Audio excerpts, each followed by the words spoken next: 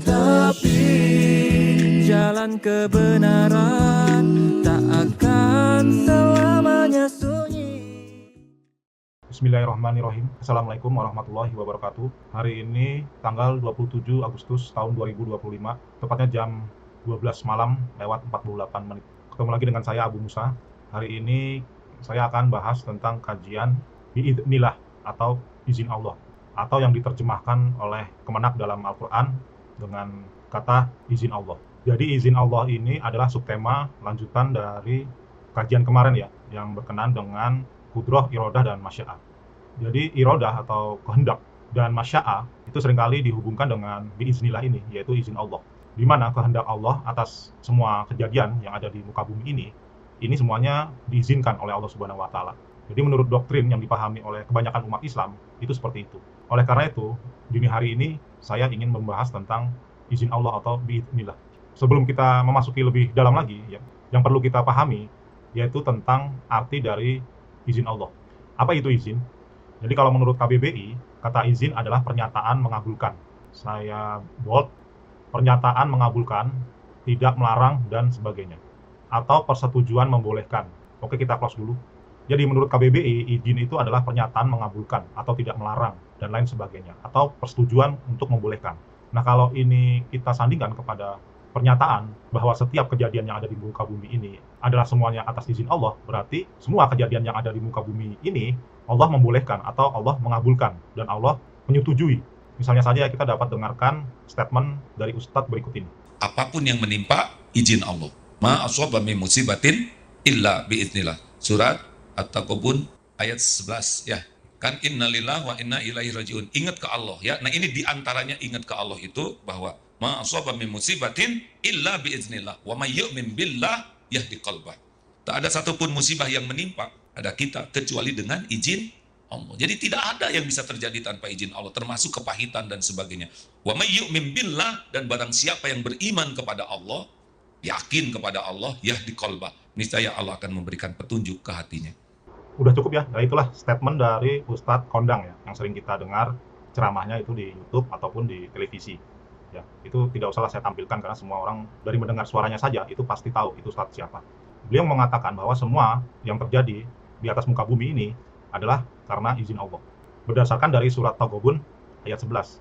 Nanti akan kita bahas ya. Nah, dalam suatu kajian yang saya ikuti, saya juga pernah dengar Ustadz yang mengatakan hal demikian, bahwasanya tidak ada musibah yang menimpa manusia kecuali dengan izin Allah. Nah, dalam sesi pertanyaan itu saya sempat bertanya ya kepada narasumber tersebut ya. Pertanyaan saya demikian, apakah Allah mengizinkan pemerkosaan, pembunuhan yang dilakukan Zionis Israel kepada rakyat Palestina, ataupun korupsi triliunan yang saat ini terjadi, dan juga kejahatan-kejahatan seperti pencurian, perampokan, dan lain sebagainya, itu apakah Allah mengizinkan? Nah, si Ustadz atau narasumber tersebut itu menjawab, ya, Allah mengizinkan perbuatan jahat yang dilakukan manusia, tapi Allah tidak meridhoi.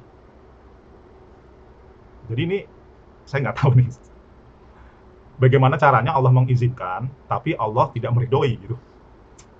Lalu pada sesi tanya jawab yang lainnya, kebetulan ini narasumbernya masih sama ya. Saya bertanya lagi ya, karena kapasitas saya itu kan sebagai audiens, jadi saya tidak memberi pernyataan ya, terhadap statement beliau. Jadi saya tanya balik lagi ya, terkait dengan pertanyaan tentang izin Allah. Saya tanya demikian, bagaimana caranya yang maha baik itu mengizinkan perbuatan jahat? Saya tanya kepada Ustaz seperti itu. Manusia yang baik saja itu tidak akan mengizinkan perbuatan jahat, apalagi Allah. Misalnya saja ya, saya itu tidak akan mengizinkan orang lain membunuh anak saya sendiri. Itu berarti manusia itu lebih baik daripada Tuhan. Lalu si Ustadz tersebut ya, atau narasumber tersebut itu menjawab dengan muter-muter, lalu berdalih bahwa izin itu adalah sunatullah. Nah, saya makin bingung lagi nih, padahal izin dengan sunatullah itu adalah suatu hal yang berbeda dan bukan kosakata yang sama. Karena apa ya? Karena menurut semiotika bahasa Quran itu tidak ada kata muradif, ya kan?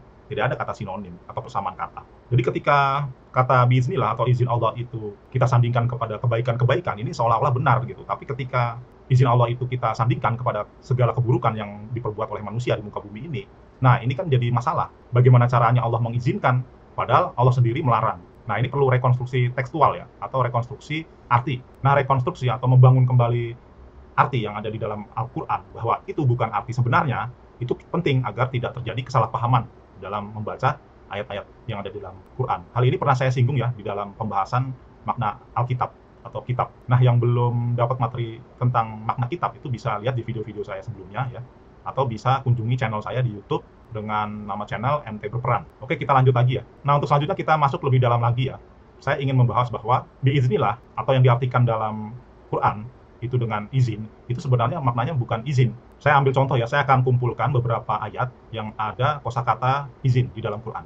Yang pertama Quran surat 21 ayat 109. Ya nih, 21 ayat 109. Atau surat Al-Anbiya. Kita baca sama-sama. A'udzubillahi minasyaitonirrajim. Fa in tawallau faqul adzantukum. Nah, ya ini ada adzantukum ala sawain wa in adari aqaribun am ba'idum ma tu'adun. Nah, ini nih. Ini dari kata izin nih. Adzantukum. Ini artinya tuh lihat, aku telah memaklumatkan kepadamu. Atau diterjemahkan seperti ini. Maka jika mereka berpaling, maka katakanlah Muhammad, aku telah memaklumatkan kepadamu ajaran yang sama antara kita, dan aku tidak tahu apakah yang diancamkan kepadamu itu sudah dekat atau masih jauh. Nah, kita garis bawahi ya, bahwa kata azan ya, itu adalah maklumat. Oke, kita buka lagi ayat yang lain ya. Sekarang di surat 41 ayat 47. Atau surat Fussilat. Mari kita sama-sama baca. Ilaihi yuraddu ilmus sa'ah wa ma takhruju min samarati min akmamiha wa ma tahmilu min unsa wa la tad'u illa bi ilmi wa yauma yunadihim aina suraqai qalu adanaka. Nah, ini ada kata adanaka. Ini dari kata izin juga nih, azana. Nah, artinya nih, tuh, nyatakan. Ada kafnya ini kepada engkau. Kami nyatakan kepada engkau. Ya bukan izin nih. Terjemahnya, kepadanya lah ilmu tentang hari kiamat itu dikembalikan, tidak ada buah-buahan yang keluar dari kelopaknya, dan tidak seorang perempuan pun yang mengandung dan yang melahirkan, melainkan semuanya dengan pengetahuannya. Pada hari ketika dia menyeru mereka, di manakah sekutu-sekutuku itu? Mereka menjawab, kami nyatakan kepada engkau bahwa tidak ada seorang pun di antara kami yang memberi kesaksian bahwa engkau mempunyai sekutu. Jadi ini bukan izin nih, nyatakan. Tadi maklumat, sekarang pernyataan.